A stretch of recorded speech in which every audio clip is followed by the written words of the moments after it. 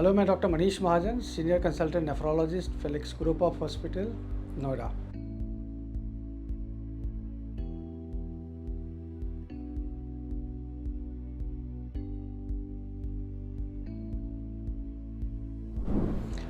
आज मैं chronic kidney disease के बारे में बात करूंगा, खासकर इंडियन पॉपुलेशन के कॉन्टेक्स्ट में। और जो प्रीवलेंस ऑफ क्रॉनिक किडनी डिजीज़ है, आपको जानकर बहुत आश्चर्य होगा कि 2011 से 2017 तक इट वाज अराउंड 13%, और 2017 ऑनवर्ड्स टिल नाउ इसका ट्रेंड बढ़ गया 16.38% in specially young adult population as well as in older adult population.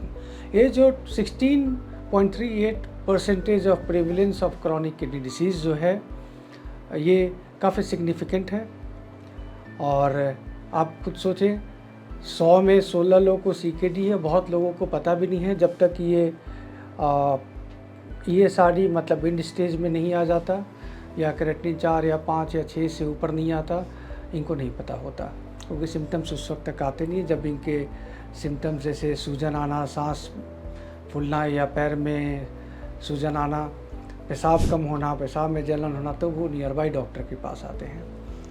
और सबसे मज़ेदार बात यह है कि less than 10% of Indian population और उनको डायलिसिस की सुविधा उपलब्ध है या एक्सेस कर पाते हैं।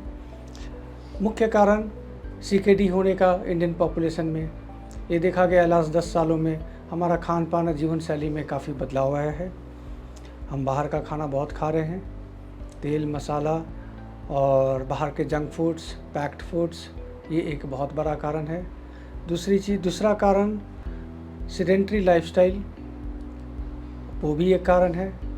तीसरा कारण जो सबसे इम्पोर्टेंट है, हमें पता है कि इंडिया एक डायबिटिक कैपिटल ऑफ वर्ल्ड है और more than 35 million of Indian population उनको डायबिटीज़ है। और इसमें 80% जो हैं जिनके डायबिटीज़ कंट्रोल नहीं है, जबकि वो मेडिसिन खा रहे हैं। अब बहुत ऐसे सिग्निफिकेंट पॉपुलेशन है जिनको डायबिटीज़ है, उनको पता भी नहीं है। और चौथा कारण hypertension, blood pressure. Indian population को बचपन से आदत है ज़्यादा नमक खाने का, हर चीज़ में नमक एक्स्ट्रा डालकर खाते हैं। जीवन शैली, पैक्ड फूड, जंक फूड, ये सब कारण है BP होने का। और जैसा कि भी मैंने बताया, डायबिटीज़ नहीं कंट्रोल रहना, ये भी एक कारण है हाइपरटेंशन या कार्डियक इवेंट होने का। और इसे बहुत सारे मरीज ऐसे हैं जिनके BP की मेडिसिन खाने के बावजूद 130 से ऊपर BP रहता है और उनको कोई सिम्टम्स आता नहीं, और उन्हें लगता है कि ठीक है जी, ये नॉर्मल है। लेकिन ये नॉर्मल नहीं है, एबनॉर्मल है। BP at any given time 130 से नीचे होना चाहिए, प्रेफरेबली 120/80, जो गाइडलाइन बोलता है 120/80। और जिन पेशेंट के BP नहीं कंट्रोल है, उनके भी क्रेटिनिन बढ़ने लगते हैं और उनके भी क्रॉनिक किडनी डिसीज़ होने के चांसेस बढ़ जाते हैं।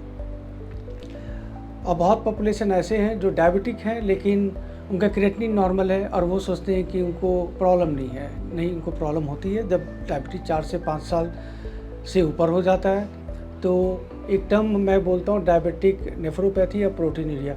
सबसे पहला सिम्टम्स जो होता है वो प्रोटीन निकलना होता है। जब तक प्रोटीन निकल रहा होता है इनिशियल फेज में 4 से 5 साल, 6 साल, 7 साल, तब तक क्रेटिनिन बढ़ता नहीं। अब जब भी जांच कराएंगे क्रेटिनिन नॉर्मल आता है और हमें लगता है कि किडनी बिल्कुल ठीक है जी।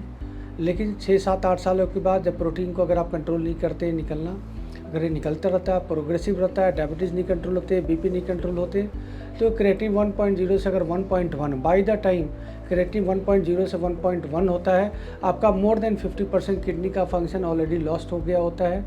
और मेजॉरिटी ऑफ पॉपुलेशन में ये भी देखा गया 1.1, 1.2, 1.3 को भी बहुत नॉर्मल तरीके से लेते हैं। वो लोकल फिजिशियन या लोकल हकीम, नीम हकीम, उनके पास अपने ट्रीटमेंट कराते रहते हैं। स्पेशली ये देखा गया है रूरल पॉपुलेशन में, जो कि घर के बगल में अगर कोई हकीम है, कोई आयुर्वेदिक डॉक्टर है या यूनानी डॉक्टर है, और या जो लोकल क्वेक्स भी होते हैं बहुत सारे, उनके पास वो चेकअप कराते रहते हैं, या MBBS डॉक्टर हैं फिजिशियन के पास, उनके पास वो चेकअप कराते रहते हैं। उनको लगता है कि उनकी किडनी बिल्कुल ठीक है। जब तक कि क्रेटिनिन 2-3 नहीं बढ़ता, इनके सिम्टम्स अगर आने स्टार्ट नहीं होते, जैसे कि पैर में सूजन आना, पेशाब ज़्यादा होना, पेशाब कम होना, घबराहट होना, भूख कम लगना, तब ये एक नेफ्रोलॉजिस्ट के पास जाते हैं। और नेफ्रोलॉजिस्ट जो है रूरल एरिया में पहले के ज़माने में तो होते ही नहीं थे, अब तो कुछ टायर 2 टायर 3 सिटीज़ में आपको मिल जाएंगे नेफ्रोलॉजिस्ट। सो अब तो एक्सेसिबल भी हैं नेफ्रोलॉजिस्ट। तो इस तरह का कोई सिम्टम्स आए तो आप ज़रूर जाएं। और बचाव की बात करें, जैसे कि मैंने खुद बताया कि कारण क्या क्या है, अगर उस कारण को हम बचाव करें तो हम क्रॉनिक किडनी डिजीज़ से बहुत हद तक बचाव कर सकते हैं, डिले कर सकते हैं, प्रोग्रेशन को रोक सकते हैं। जैसे कि जीवन शैली को बदले, एक्सरसाइज, योगा करें, खान पान में कंट्रोल रखें, जंक और पैक फूड, बाहर का फूड बिल्कुल बंद कर दें। अगर आपको डायबिटीज़ है तो बिल्कुल डायबिटीज़ का कंट्रोल करें। जो गाइडलाइन बोलता है फास्टिंग 80 to 100 उसमें रहें। मैक्सिमम 110 तक भी एक्सेप्टेबल हो जाता है। और 100 to 140 खाना खाने के बाद उसको कंट्रोल करें। अगर बिल्कुल कंट्रोल करते हैं तो बहुत हद तक आप क्रॉनिक किडनी डिजीज़ और गुर्दा रोग बीमारियों से आप बच सकते हैं। चौथा कारण जो मैंने बताया था हाइपरटेंशन, बिल्कुल बीपी एक बहुत बड़ा कारण है क्रॉनिक किडनी डिसीज़ होने का। अगर आप बीपी कंट्रोल करते हैं, बीपी दवा खा रहे हैं, नहीं कंट्रोल है, तो आप ज़रूर नियर बाई किसी अच्छे फिजिशियन या नेफ्रोलॉजिस्ट के पास जाएं, जो कि आपके बीपी कंट्रोल करने में सहायक होंगे। वो सही मेडिसिन लिखेंगे और आप फिर भी उसके थ्रू आप किडनी की बीमारियों से बच सकते हैं। और एक और कारण है बार बार पेशाब में इन्फेक्शन होना, गुर्दे में पथरी होना, ये भी एक कारण है। किडनी को डैमेज करते हैं ये। तो इस तरह का जब भी हो इमीडिएट किसी लोकल डॉक्टर को ना दिखाएं, किसी स्पेशलिस्ट के पास जाएं और स्पेशलिस्ट से इलाज कराएं, तो आप बहुत हद तक गुर्दे की बीमारी से आप बच सकते हैं। तो ये आज हुआ क्रॉनिक किडनी डिसीज़ और ये इंडिया में राइजिंग ट्रेंड में है। अगर हम अपनी जीवन शैली, खान पान अगर नहीं बदलते हैं तो ये आज 16.38% है। ये और बढ़ के 2025 जो कि बहुत ही सिग्निफिकेंट परसेंटेज है, तो क्रॉनिक किडनी डिसीज़ से हम बचाव अपना कर सकते हैं। और ये नहीं सोचेगा कि क्रेटिनिन 1.1 है या 1.2 है तो आप नॉर्मल है। नहीं, हमारा जो बहुत अच्छा खासा पॉपुलेशन जो है वो क्रॉनिक किडनी डिसीज़ के स्टेज 3 में हुआ रहता है, लेकिन उनका